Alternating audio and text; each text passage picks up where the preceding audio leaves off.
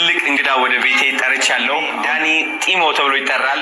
እናንተ እያስደሰታችሁ ነው። ካጠገባችሁ ያለ ሰው እያስደሰታችሁ ነው። ጓደኞቻችሁ፣ ቤተሰቦቻችሁ ስሙ ልንገራችሁ፣ ነገ ልትሞቱ እንደምትችሉ ታውቃላችሁ። ተመልሰዋል። እንግዲህ ሂል አድርገናል፣ ተሽሎናል። ሰውነታችን እየተመለሰ ይገኛል። ሰላም ሰላም ቤተሰብ እንዴት ናችሁልን? ይህ አያን ቲዩብ ነው። ለቻናላችን አዲስ ከሆናችሁ ሰብስክራይብ ያደርጋችሁ፣ ቤተሰብ ከሆናችሁ ደግሞ ላይክ ያደርጋችሁ፣ በመጨረሻም ኮሜንት እና ሼር ማድረጋችሁ እንዳይረሳ። ዛሬም አዲስ ቪዲዮ መተንላችኋል። ቪዲዮውን እስከ መጨረሻ እንዲታዩ እንጋብዛችኋለን። ቀጥታ ወደ ቪዲዮ። ትልቅ እንግዳ ወደ ቤቴ ጠርቻለሁ። አሁን ደግሞ ወደዚህ እየመጣ ይገኛል። ከአንድ ደቂቃ በኋላ ይደርሳል። ለዛም ነው ያልበላ ነው ምንም ነገር። የጾም ምግብ አለ፣ የፍስክም አለ። ይህ እንግዳይ እንግዲህ ዳኒ ጢሞ ተብሎ ይጠራል እና እንደሰማችሁት ወንድማችን በጣም ታለንትድ ነው። በጣም ትልቅ አላማ አለው። ግን ደግሞ አሁን ተዳክሞ ይገኛል። ህይወት አንዳንዴ እንደዛ ነች። ስለዚህ እኛንን መቆም ያለብን ለእንደነዚህ አይነት ብርቱ ሰዎች፣ አላማ ላላቸው ሰዎች። ከሁለት ቀን በኋላ የቲያትር ሾው ይኖረዋል እና ይህ ቪዲዮ እየቀረጽኩት ያለሁት ወንድማችንም ወደዚህ ኢንቫይት ያደረግኩበት ምክንያት እናንተ ወንድሞቹ ሆናችሁ እንድታግዙት ነው። ጋይስ ስፔሻሊ ቢዝነስ ኦነሮች ከሆናችሁ እያንዳንዳችሁ ቪዲዮ እንድትፖስቱ ፈልጋለሁ። 50 ሺህ መስጠት እንችላለን። 100 ሺህ ለቲኬት መግዛት እንችላለን። ገብተው ቲያትሩን የሚከታተሉ ሰዎች ካሉ ግዙላቸው ቲኬቶች ማለት ነው፣ ቢዝነስ ኦነሮች ከሆናችሁ። ስለዚህ ባካችሁ ዳኒ ጢሞን ሰርፕራይዝ እናድርገው እና ግዘው። አሁን ደርሷል። ዛሬ እንግዲህ በጣም ትልቅ እንግዳ ወደ ቤቴ ጠርቻለሁ።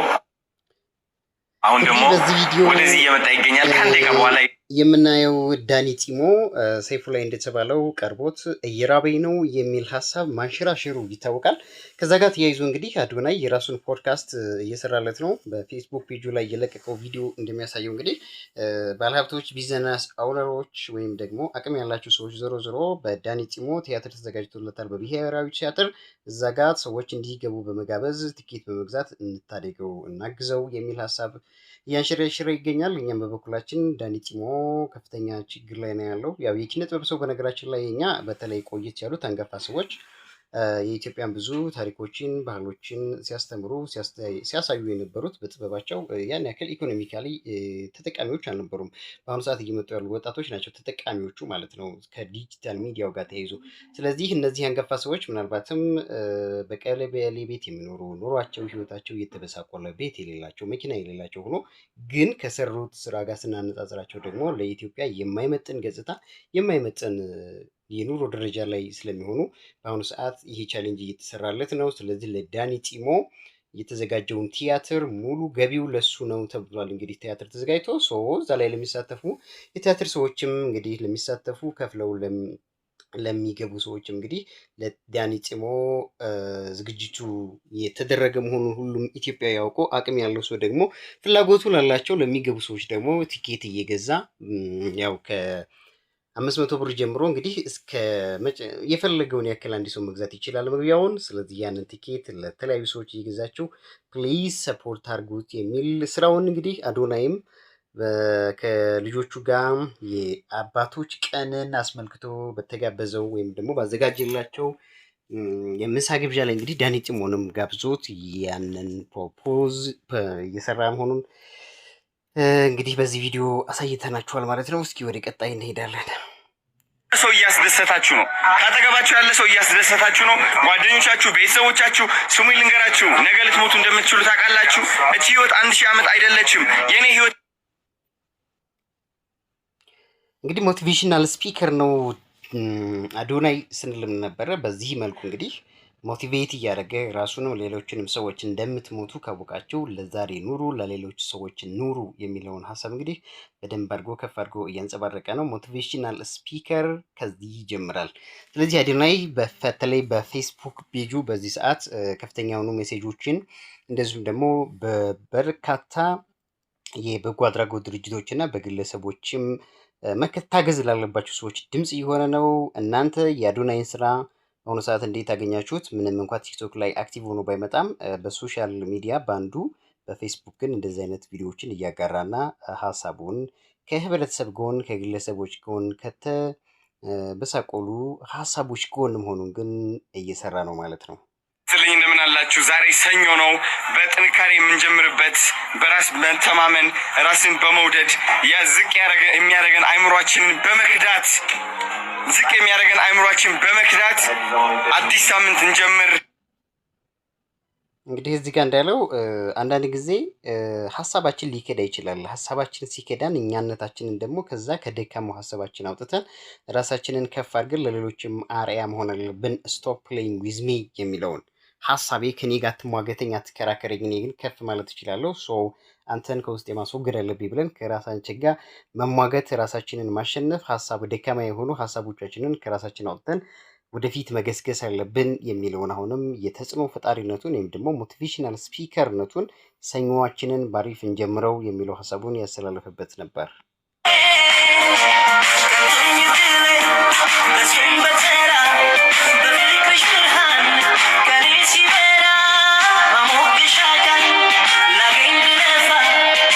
ልጆቹን ደግሞ ቸኮሌት በመስጠት እዚህ ጋር ሰርፕራይዝ ያደረገበት ቀን ነው። ያው ልጆቹ ጋር እንግዲህ የአባቶችን ቀን አስመልክቶ የምሳ ዝግጅት አድርጎ ዳኒ ጢሞንም በቤቱ ጋብዞ እንግዲህ ያሳለፈበት ጊዜ ነበረ። በሌላ በኩል ደግሞ እሱ በበኩሉ ምን አደረገ ማለት ነው? የቸኮሌት ጊፍት አዘጋጅቶ ከታናሽቱ ጋር ሆኖ እንግዲህ ለስድስቶቹ እህቶቹ ወይም ደግሞ ለሚያሳድጋቸው ልጆች ሰርፕራይዝ ያደረገበትን አጋጣሚ በዚህ መልኩ ሴሌብሬት ሲያደርጉ ነበር ማለት ነው። ፋሚሊ ቪዲዮውን እንዴት ያገኛችሁት? ሀሳባችሁን አጋሩን።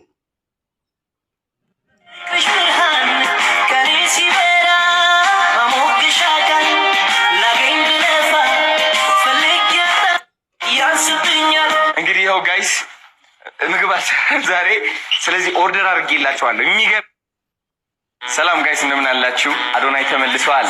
እንግዲህ ሂል አድርገናል፣ ተሽሎናል፣ ሰውነታችን እየተመለሰ ይገኛል። ዛሬ ደግሞ ዲቻ ቦይስ ኢንቫይት አድርጋችኋለሁ ወደ ቤት ማለት ነው። እንቀበላቸዋለን። አቤት ሄሎ አቢና ተዛሐብ ማረይ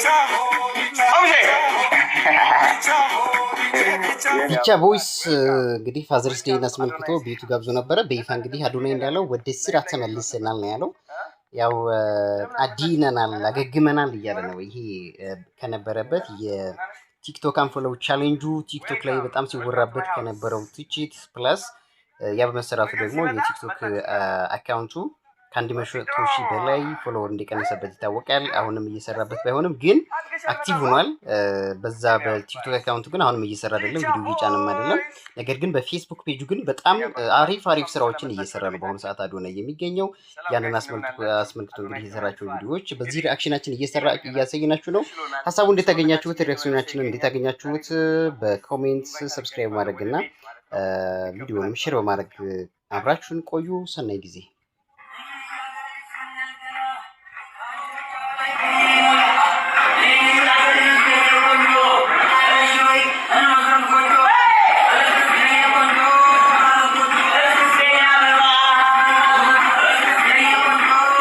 እንግዲህ ወደ ስራ መመለሱን እንጆይ እያደረገ በደንብ በተለይ ፌስቡክ ላይ እንደነገርናችሁ እየሰራ ነው። እንግዲህ እንደዚህ አይነት የተለያዩ ዴይሊ ሩቲንስ አክቲቪቲዎችን እየሰራቸው ያሉ የተለያዩ ነገሮችን ፖስት እያደረገ ነው ማለት ነው።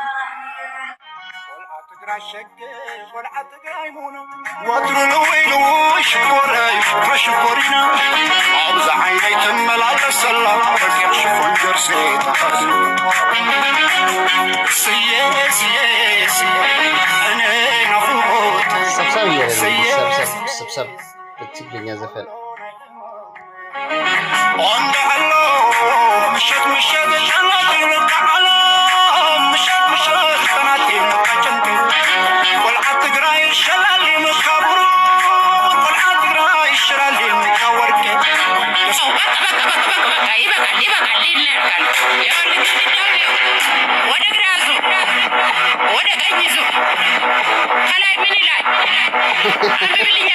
ይህን እንግዲህ ፈኒ በሆነ መልኩ ከቤተሰቦቹ ጋር የኒክሶ ማስታወቂያን እየሰራበት ያለውን ከሚያሳድጋቸው ልጆች ጋር ማስታወቂያውን በደንብ አድርጎ ፈኒ በሆነ መልኩ እንግዲህ ሽቶ ነው እንደምታዩት ስፕሬይ እየተደረገ እንግዲህ እንዲሁ እያደረጉ ያሉበትን ሂደት እያስተዋወቀም ይገኛል። ይሄ ሁሉ እንግዲህ እየተላለፈ ያለው በሌጀንድ በሚለው እንትንም ከኋላ እንደምታዩት በሌጀንድ እየተከታተሉን አድርጎ ያው ሽልማቱን እንዳገኘ ይታወቃል።